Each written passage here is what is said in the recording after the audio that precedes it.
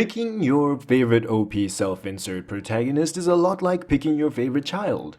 Very easy to do, but very awkward to say out loud. Now, I'll be honest, I stole that line from Liam, but I'm not paid enough to be original, and clearly neither is the writer of OmniReader. What's cracking, guys? SammyX607 here for the last day of the godforsaken Webtoon week, throwing at you my thoughts on OmniReader and roast of everything else. Let's go. For those of you who don't already know, Omniscient Reader's Viewpoint is one of those carefully put together blends of common story tropes that ends up meshing well enough together that people don't realize they've read it before. Confused? It's quite simple actually. Omniscient Reader is a post-apocalyptic survival story with a reflavored returner protagonist.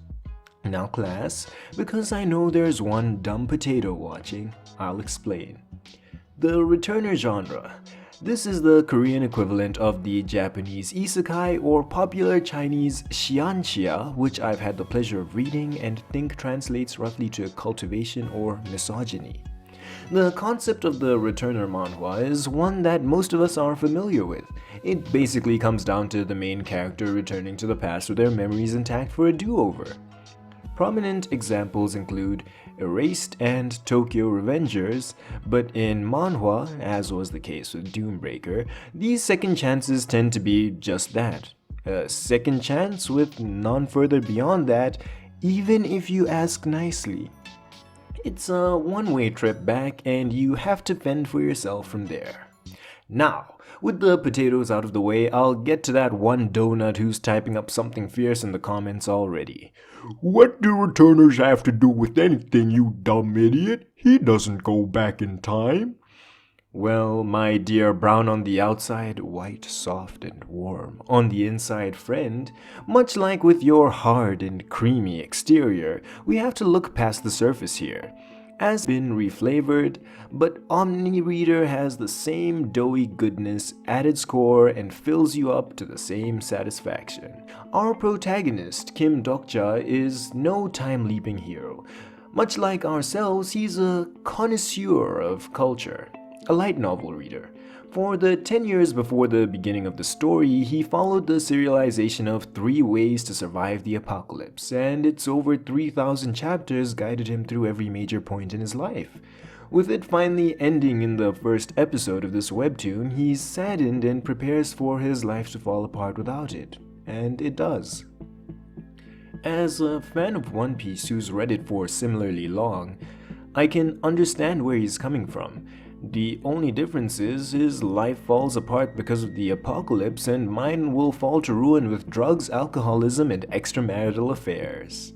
So, when the apocalypse hits, the writer of the light novel TWSA takes down the story, sends Dokja a private copy as a reward for 10 years of dedicated knob-gobbling as his only reader, and Dokja soon discovers that the apocalypse his world faces follows the exact story he's been reading most of his life.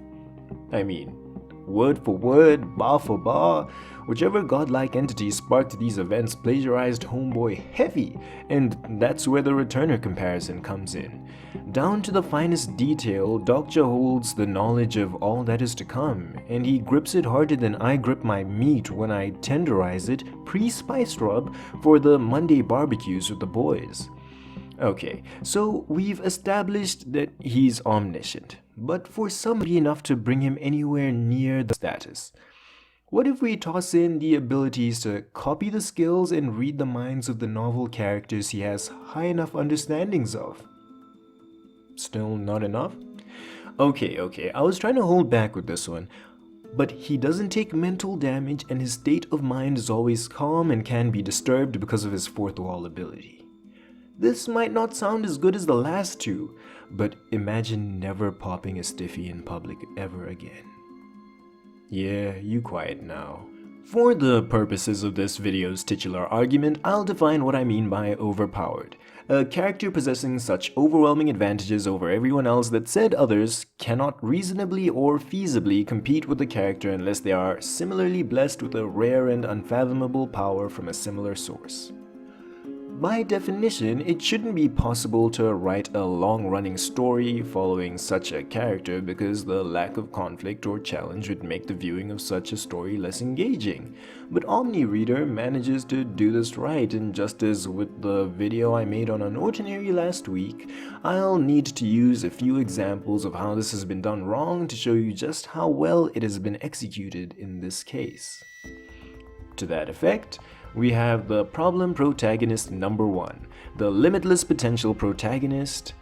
Our shining stars here are the standard isekai protagonists, who we'll save for another time, and Goku.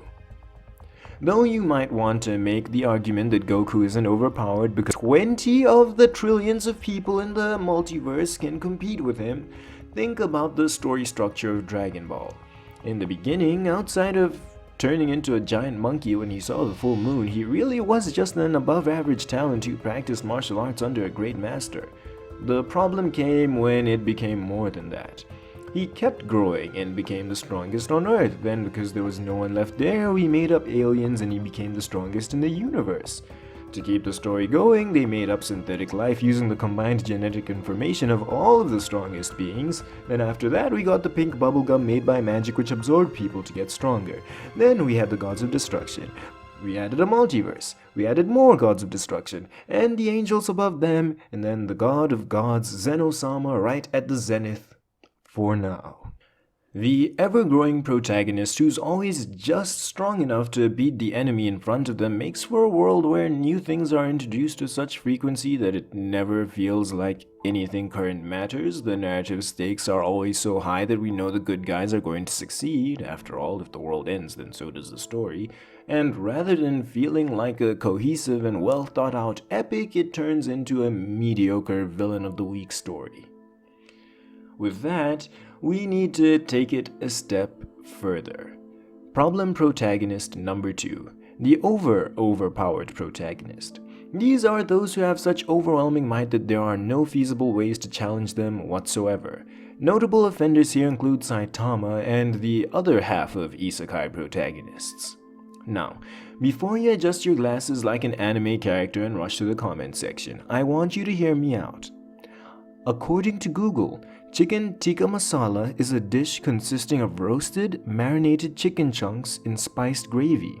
The gravy is usually creamy and orange colored, and the dish was popularized by cooks from India living in Great Britain. It is offered at restaurants around the world. Now, you may be wondering, Sam, how does that affect LeBron's legacy? But we'll put that aside for now. 500 likes and I'll make that video. Stay focused, we're talking about anime. As I was saying, the problem with the broken protagonists is that they are essentially the evolution of the former group. They will never be challenged, there will never be a question of their capabilities, and we will never be tricked into believing that they will lose. So, as is the case with One Punch Man, the formula becomes using all of the side characters to show us how strong the big bad is, creating tension using their weakness, and right when we think they are about to fall, introducing Saitama to make quick work of the foe because if he's around from the start, there is no fight. Now, I will not make the mistake of looking as dumb as I did last week. Although you cannot see this, I am wearing a very nice hat, and my mother has said I look smart in it, so none of your taunting will get me. I suppose I should also add that One Punch Man was used here as an example, assuming that it was intended as a serious action story. It is in fact a parody, and I use it only as a popular reference to get my point across about the kind of protagonist I was referring to here. If anything, Saitama does count as an overpowered protagonist done right, if we consider him under the constraints of what his job and genre really are. He exists to be comic relief, much the same as Saiki K and Sadao Mao from The Devil is a Part-Timer. Their inclusion here was so I could have them in the thumbnail with a clear conscience. All that being said, we have problem protagonist number 3, the unpleasant protagonist. This is also for the isekai protagonist because gosh darn it, Lord knows they've got more problems than a prairie has green, and usually that's a lot. I won't spend too much time on this catch-all category, but what it comes down to is, regardless of where they rank on the overpowered meter, they're still unlikable because they're just trash characters. Kirito has as much personality as a grey 2008 Honda Civic. The smartphone guy was as memorable as my last birthday, which my friends and family forgot. You cannot convince me that the Ari Fureta protagonist actually believes women are real people, and Naofumi's morals are as questionable as his fashion sense. I dare you to find me one modern-day Japanese person that would actually go outside looking like that. And I'm only counting people that actually go outside. The fact that I can even remember the names of two of the characters I just talked about is a feat I don't know whether to be proud or ashamed of, so before I get carried away and make this video too long to edit and upload today, we're going back to what I'm actually supposed to be talking about for day 7 of Webtoon Week. Why Kim Dokja, overpowered protagonist done right. By the mere fact that I can say his name without foaming at the mouth, you can rest assured that he's a step up, character-wise, from that third group I talked about. He is by no means highly charismatic, he doesn't stand out, and prior to the beginning of the story, he had never been special. But that's his strength. He was a contract worker who read light novels in his free time. He doesn't try to overextend or overexert himself to reach lofty goals. He was always kinda lazy and complacent. He knew this about himself and wasn't proud of it, but it wasn't ever a strong enough feeling that he wanted to turn his life around, so why would his personality take a complete 180 after being thrown into his favorite story? He tries to enjoy whatever good moments or opportunities present themselves. He doesn't waste the chance he's been given to be like all of the characters he idolized. He simply lives the best life the ending world can provide, and naturally, since enjoying that life involves remaining alive through it, he works earnestly to keep himself and those around him alive through the progression of the scenarios. If you don't know what those are, I'll get to them after I wrap this up. Seeing as Dokja is a reasonable enough guy not to fall into category 3, let's work our way back to number 2. Is he ridiculously broken? No. In that case, does he have limitless potential? Also, no. He was a regular human being with no innate skills prior to the apocalypse, so he remains untalented afterwards and has the same potential for growth as everyone else. The only thing special about him is that he has the manual for how to game the system most efficiently. So he has the same ceiling as everyone else, but just dashes there much faster and has a wider range of abilities. He doesn't start out OP, he's the same as everyone else, and by the end they'll all have caught up to him, but through the middle part, where the story takes place, he'll always be far ahead of the curve. Now, why did I go to such lengths to explain that he's overpowered but not overpowered? Because it means that he can be challenged and face adversity. He knows how to get everything he wants, but it doesn't mean it'll be easy. And because his main source of strength comes from his boundless knowledge, it means that's something that can be shared. He can bring people along with him. He can take any person and make them special too, which is a tremendous power in and of itself for the additional martial might it provides for you. And if we don't want to look at it strictly from the mechanical point of view, it also eliminates the other flaws from category 1 in that we can care about Krillin because he actually keeps up. Yamcha never falls to the point of being a meme, and Piccolo doesn't have to resign himself to an ever smaller role as the arcs progress. Omni Reader does a bang-up job of giving us the satisfaction, wish fulfillment, and hype we look for in a main character that stands far above the common men, all while presenting reasonable, believable, and exciting challenges along the way. So I give Kim Dokja a perfect score as an OP protagonist. Next, I'll cover my bases and address the main things I probably should have to begin with. What actually happens in the story? The nature of the apocalypse is the descent of otherworldly beings. Dokkebi appear and tell the humans that their free trial on Earth is over, blah blah blah. Basically, think of everyone as video game characters who each get the support of one of the many constellations that watches over the ruined world, either for entertainment or to spread their legacies. These constellations range from historical greats to genuine gods and deities with varying levels of power and influence. To carry on with the video game analogy, everyone must now work together to clear the levels, referred to as the aforementioned scenarios, or face mutual doom. Straightforward enough. If I keep on talking, this video will be too long to go up in time, and I'm not failing Webtoon Week on day 7, so let's wrap this up. Do I recommend you read this? If you got this far into the video, obviously. I like how most of the combat scenes are drawn. It has art that's easy to look at, the characters aren't annoying except for the occasional side characters that are intended to be. The dialogue is fun, and the story is easy to follow.